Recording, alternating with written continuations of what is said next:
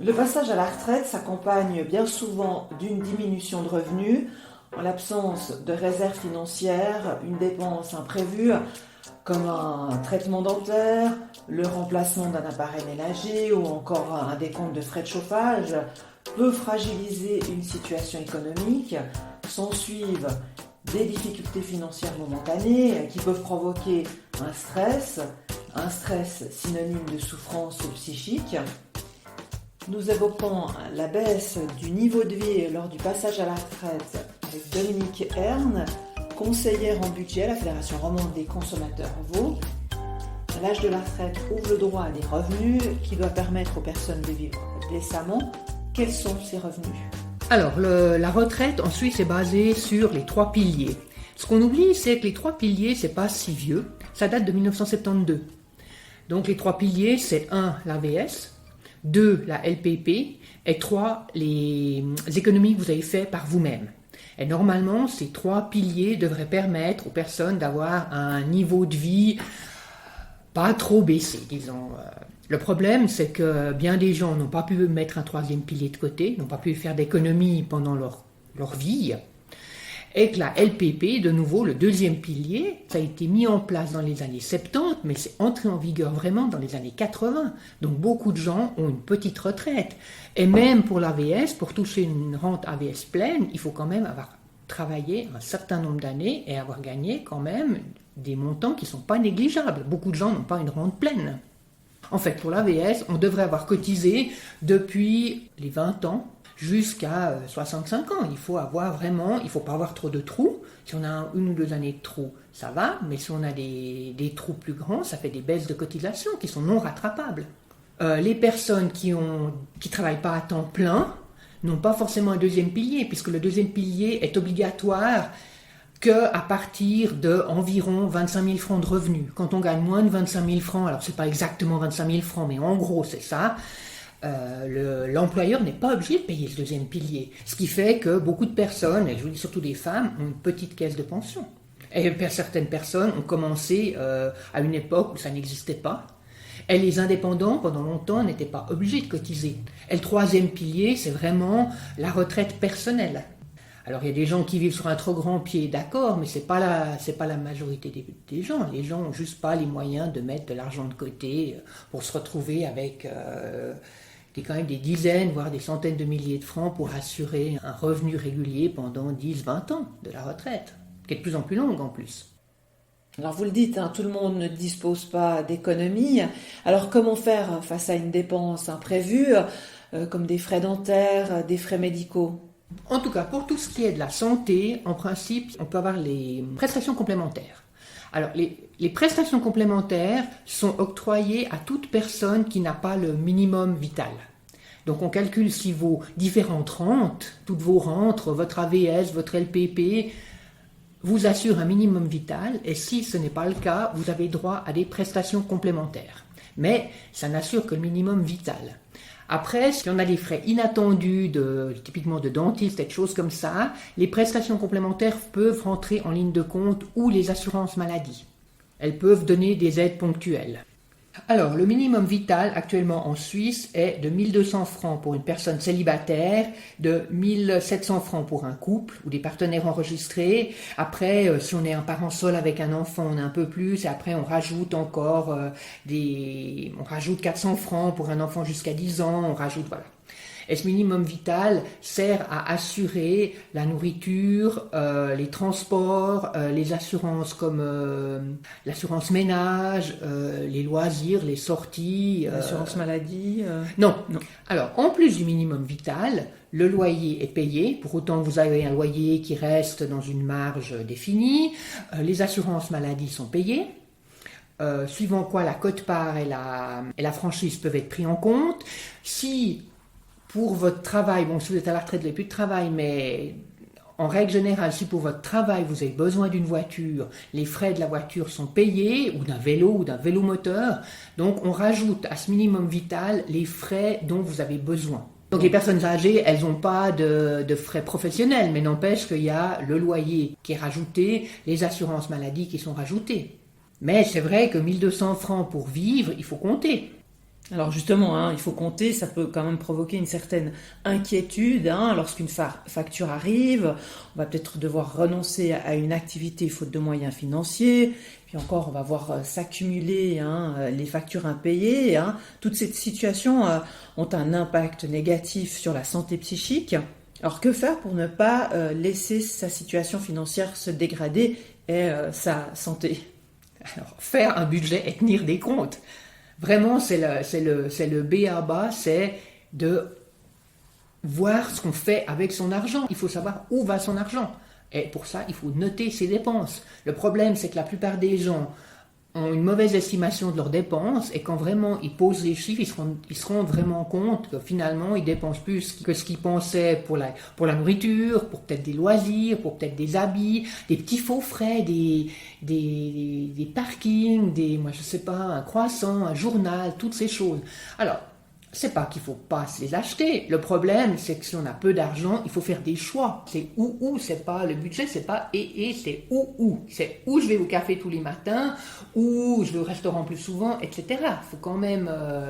Et à partir de là, on gère mieux son argent et on est plus tranquille. Les problèmes d'argent sont absolument, en effet, très très mauvais pour la vie de tous les jours. C'est complètement stressant.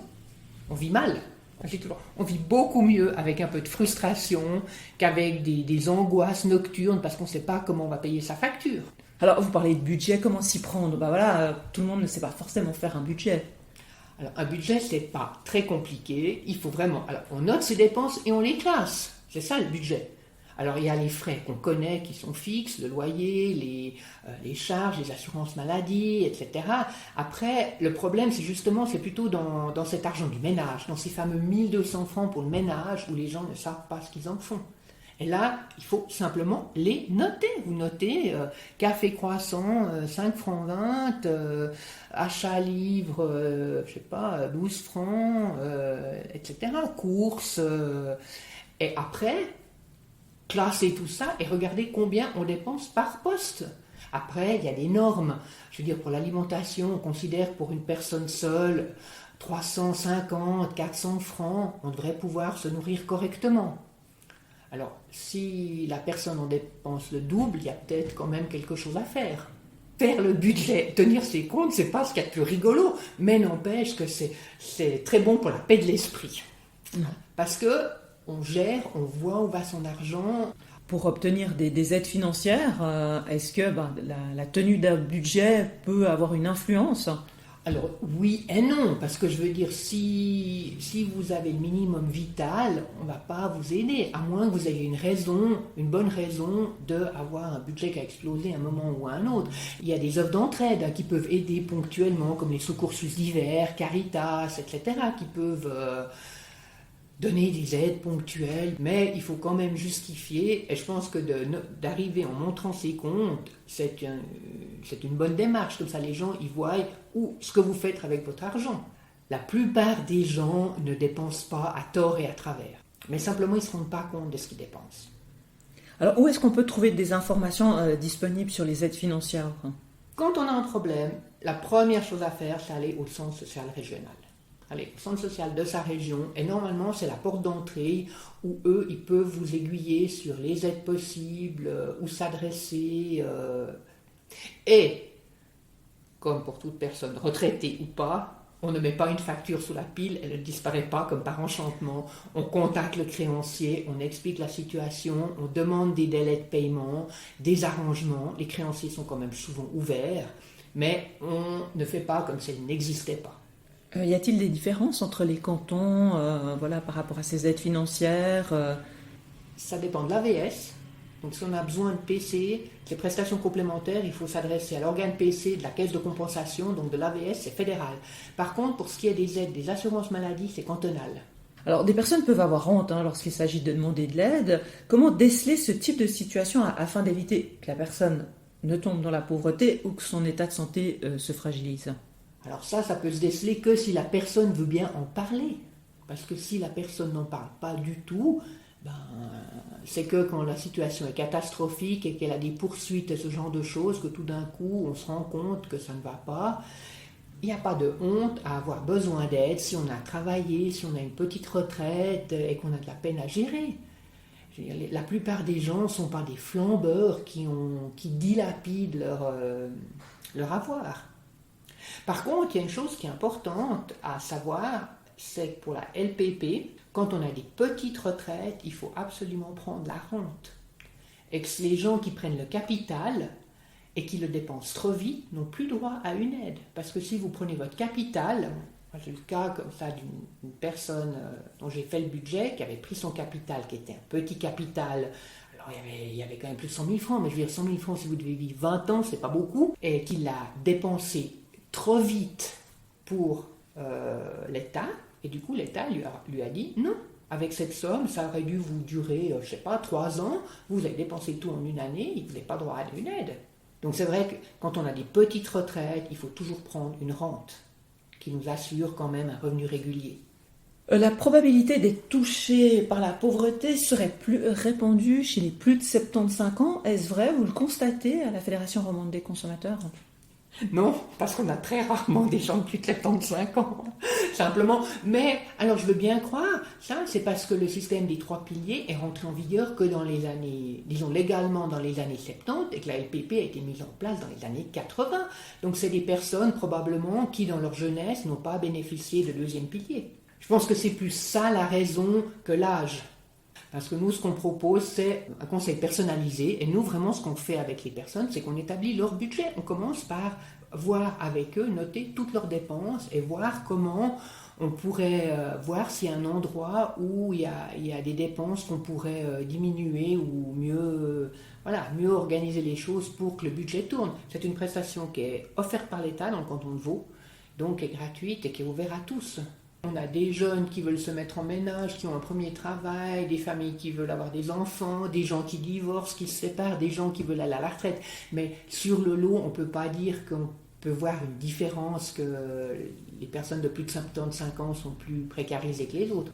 Mais il n'y a pas d'âge pour faire un budget. Même à 80 ans, si on voit qu'on est serré, on peut venir faire un budget chez nous. On pose une fois tous les chiffres avec la personne et puis on regarde si on peut faire mieux et où.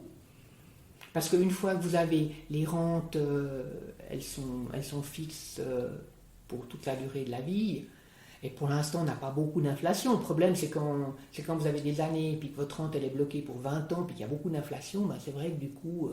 et c'est vrai qu'il y a quand même des charges, les assurances maladie augmentent, il y a quand même des choses qui augmentent, ce qui fait que la quantité disponible diminue. Après, il y a aussi beaucoup d'autres choses qui diminuent. L'alimentation a beaucoup diminué, les vêtements diminuent beaucoup, etc.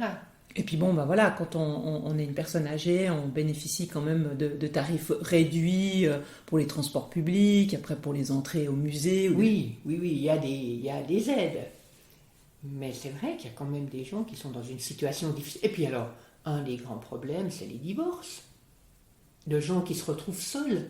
La retraite et tout ça n'a pas été pensé pour des gens divorcés.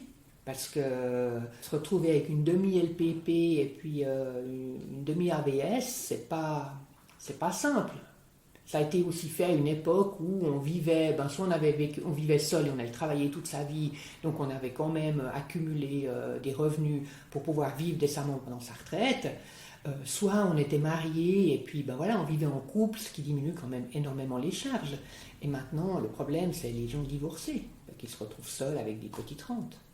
Alors vous parlez, ils se retrouvent seuls avec des petites rentes, donc il est important de ne pas rester seul avec ses préoccupations. Pour trouver du réconfort ou de l'aide, à qui les personnes âgées peuvent-elles s'adresser? Pro Sénectouté, mais c'est en général quand même le centre social régional de sa région qui est la porte d'entrée pour orienter, justement, qui est censé orienter les personnes, voir leurs besoins et de voir qui pourrait les aider. Et puis c'est au centre social régional qu'on peut établir des budgets avec la personne.